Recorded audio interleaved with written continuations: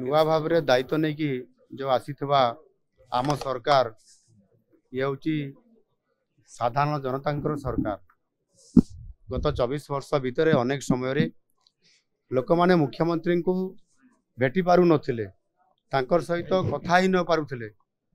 एवं आज जिते बेले सत्तार परिवर्तन होती नुआ सरकार आसी एवं मु मध्य गोटे साधारण परिवार रु आसी लोक मान समस्या जानी लोक मान सहित मिसवा जानी लोक माने जेभली भाव में भल पाती ये कथा मु जानी से आज लोक माने मध्य नुआ सरकार को एवं मुख्यमंत्री को भेटिया आसी ता निश्चित भाव में गोटे संदेश जाऊँगी जे लोक मानकर जो 24 वर्ष रे काम है नहीं, जो सरकार लोक मान को भल पाइबाटा कमी जाइछि ताकू किभली भाव में पुनर्जीवित करी गोटे नुआ ओडिशा गठन करिबा एवं ताहा सहित लोकंकर विकास काम करने सहित लोकंकर सामग्रिक विकास हवा सहित सेवा हवा ये प्रकार आशा रखी लोक माने निश्चित भाव में आज सरकार को पाखक आसछंती, पाखर सरकार को देखिया चाहूँगी।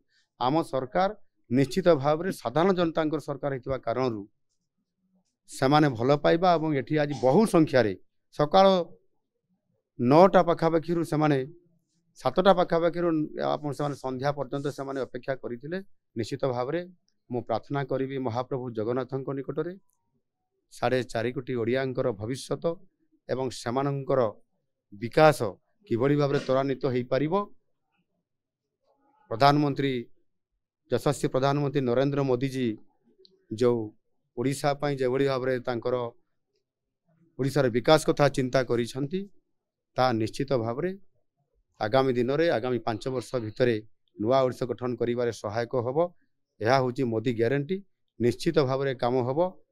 सेति पई मोर 4.5 कोटी ओडिया को बहुत बहुत धन्यवाद।